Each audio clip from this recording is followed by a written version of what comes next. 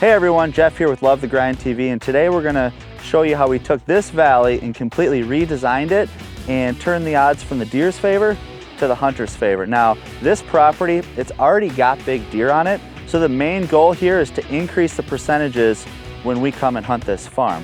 So the first thing we're going to do here today is we're going to show you 3 new food plots we added to this valley. Now, this valley's got 60 acres of tillable ground, so you may ask, why would we add 3 more plots to it? And the answer to that is all about positioning and placement and putting yourself where the deer are going to come first. So now let's go take a look at the placement of the first plot and how we excavated something from scratch and integrated it into our new design here in this valley.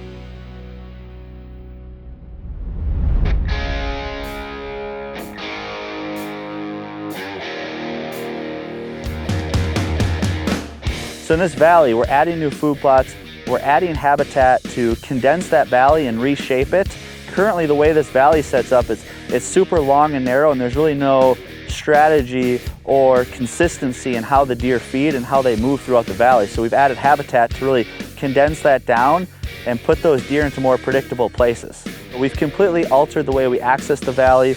We've added strategically placed water holes, and all in all, we're taking this big valley and we're creating high percentages for when we come and hunt this valley. So plot number 1 is on the northwest part of this valley. We came in and we excavated this out from scratch. And the strategy around this plot was all about placement and using topography to our advantage. If you take a look at onX maps, above this plot sits several hundred acres of continuous timber with multiple bedding points. And by positioning a plot right here, all of those deer up on those ridge tops and those bedding points are going to feed their way down into this plot and through into the valley. Now, we've also added a couple cool features to this plot. First is a strategically placed water hole on the mouth of this plot. Now, this is a relatively big plot. It's about 1.5 acres in size, and sometimes when you don't have a perfectly positioned plot, big deer have a tendency to get hung up towards the end of the plot. So we placed that water hole towards the mouth just to give those deer one more reason to kind of feed their way up through and get into within bow range of where we have our blinds and our stand set up.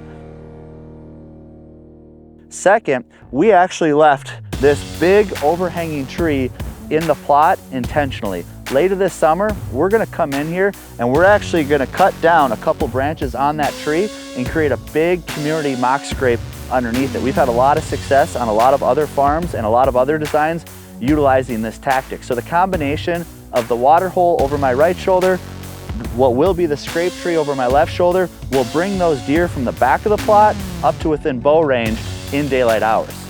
So one common mistake a lot of people make when designing a new food plot is not understanding how the deer feed their way through and what they do and how they travel after they leave your food plot. So what we did here is we made sure that the deer had a destination food source to feed their way into. And next up, you're going to see how we integrated a second plot in this valley, and that destination food source feeds its way to that plot. So let's go take a look at our second newly excavated plot in this valley. So now we're standing in plot number 2. This plot's 800 yards to the south of plot number 1, and similar to plot number 1, we carved this one out completely from scratch, coming in here in the off season and marking it tree by tree and shaping it exactly how we want it.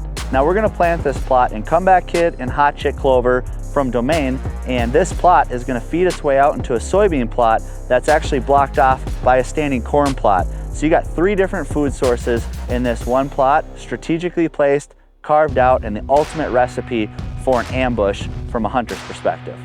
So the intent of plot number 1 and plot number 2 is that they'd essentially talk to each other. Deer that feed their way out of one will feed their way towards the other and vice versa. We put the standing corn on the perimeter of it to block in the food plots, but also help with the access, which we'll cover later. In addition to the design of the 2 food plots working collaboratively together, we also used a pre-existing tree line to our advantage and kept everything on the interior of it. And in addition to all of that, we also added a water hole at the mouth of this food plot as well. Now let's take you through a time lapse of this water hole being built from start to finish.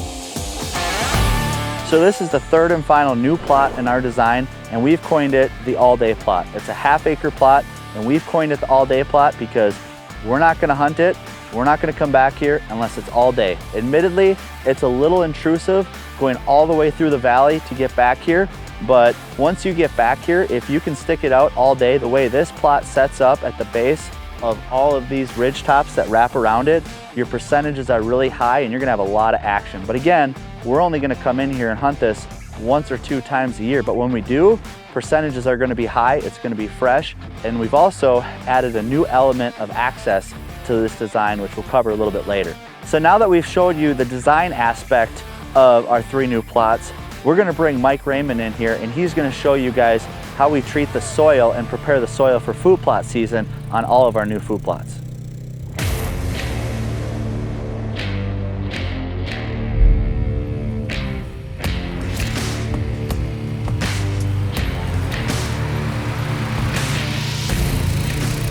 Mike here, Love the Grind TV. We're out here with 3 brand new food plots and we're getting them prepped soil-wise before we put the seed down on them. Domain has come out with a 2-step process. Today I'm going to show you how to do that first step using dirty deeds. The second step is liquid courage, which we'll do a little bit later on. But today we're just going to put dirty deeds down, which helps the soils release nutrients so those seeds can get optimum growth and give maximum yield and a good start. So we're gonna apply dirty deeds today, then we will plant this plot. Once it germinates and it starts growing and we get to about 4 to 6 inches in height, that's when we'll come back for step 2, which is liquid courage. This combination is gonna make sure that we have maximum growth and maximum yield for all of our food plots for this fall. So as I mentioned in the open, we took a handful of areas in this valley out of production and put it into a combination of switchgrass and thermal cover, and that not only has great long-term benefits for the deer in terms of bedding and extended cover, but it also condenses that valley down, reshapes it, and puts the deer in more precise places for more optimal hunting advantages.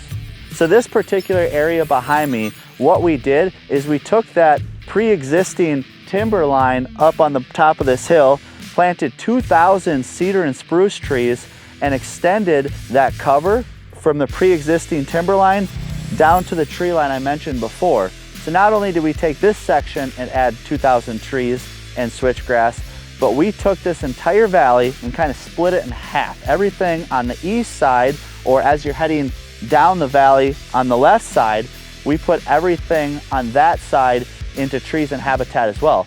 So now as you're coming down the valley, instead of having an entire exposed open valley, you've now split it between habitat and more strategically placed food. So again, we took this erosion ditch that had a pre-existing tree line in it and is now the centerpiece of our design. And instead of it being in the middle of the valley, now we're using it more strategically for access and hunting locations. So now that I've walked you through all the new food plots, the new features, the new tools we've incorporated into this design, the added habitat, let's walk through the stand and blind placement and how we're going to attack these deer strategically.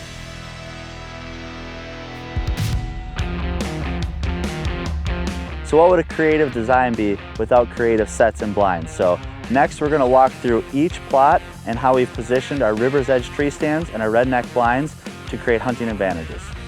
So plot 1, we've got a river's edge double set on the north part of the new plot, a redneck blind on the south part, and a ghillie blind in the standing corn looking into the new plot scrape and water hole. Plot 2, we've kind of followed a similar approach, only the blind is on the north part of the plot, the river's edge set is on the south part, and we've got a ghillie blind in the corn looking into that new water hole and that new scrape. So plot 3, we've got a killer 5-foot redneck right at eye level of those deer, right at the entrance of the plot, and if we've learned that deer are skirting the plot, we've got a river's edge set up just off the plot in case the deer start side hilling it from ditch to ditch in the back. So in addition to our archery sets on plot 1, plot 2, and plot 3, we've placed a killer gun blind right smack dab in the middle of this valley on that tree line. That's our elevated arms blind, and we're going to be able to cover this entire valley, shooting into plots 2 and plot 1 and covering this entire valley if they feed their way out.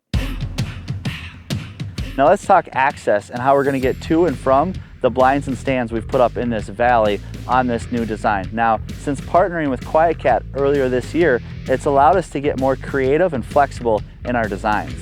So for instance, in our new design, we've placed ghillie blinds on the exterior of plot 1 and plot 2 in that standing corn. So now that we have quiet cat bikes, we're gonna take those quiet cat bikes, ride them from the cabin right into the back door of those blinds without ever stepping foot or putting any sort of scent in this valley.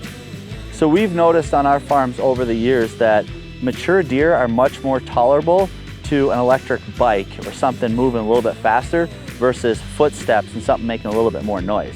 Now, if we're gonna hunt the all-day plot, for example, in this valley, we're gonna take that bike and we're gonna ride it from the cabin through the middle of this valley. On one side of the valley is gonna be habitat and a tree line. On the other side is gonna be standing corn. We're gonna ride that bike all the way back to the entrance of that all-day plot. We're gonna crawl up in that blind and again, get up in there without putting any scent on the ground. Now, if we were to walk from the cabin all the way back to the all-day plot, it would probably take 20 to 25 minutes. It's almost a mile back there. But by taking the bike, it's probably gonna take all of 2 or 3 minutes to get back there. So no sweat on your clothes, no sweat on your body, no odor, no scent on the ground, and a lot less disruptive in this valley. So in conclusion, whether we're hunting plot 1, plot 2, or even plot 3 all the way back, we're gonna take our quiet cat bikes and it's gonna be a lot less disruptive to this valley, and our percentages when we come to hunt this valley are gonna be that much higher.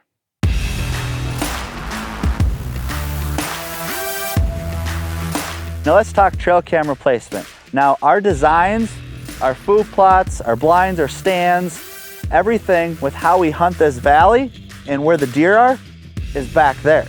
The only issue is that once we get below this hill here, we have absolutely zero cell phone service. So we can place our Cuddeback home cell camera right here next to the cabin where we have service, and then we can take remote cameras and scatter them all through the valley, and all of them will link right back directly to this home camera, and you can actually link up to 32 cameras directly to this home camera. Now for us, we put the home camera right here, and then we've got 3 cameras on plot 1, one on the plot itself, one on the scrape, one on the water hole. Plot 2, we've got 3 cameras as well, one on the plot, one on the scrape, and you guessed it, one on the water hole. For plot 3, we've got 2 cameras, one on each end of that plot, and then we've got a couple cameras spread throughout the valley along that tree line as well. So all in all, we've got about a dozen cameras that link from back in this valley where we have absolutely no cell service all the way up to this home camera where we do have cell service. Now, if you were using a competitive brand, you would actually have to go and manually pull all the chips in that valley one by one, which would completely blow up the valley every time you check your cameras and reduce your hunting percentages. So for us, this is a perfect example of where using the Cuddeback system comes in super handy. We've got 1 home camera, about a dozen remote cameras, and then on top of having the technology and ability to link cameras with no service to 1 camera with service, we're also only paying for 1 cell cam subscription. So instead of paying for 13 cell cam subscriptions every month, we're just paying for 1. So we're able to get intel remotely while keeping our costs minimal. So that's a wrap on this design. And here at Love the Grind, it's our favorite part. The hard work, the strategy, the planning, the collaboration amongst others. It's all part of the process that leads up to the hunt. And every design calls for a different recipe. And we're excited to see this one pay off this fall. I feel invincible, pedal to the floor, say go!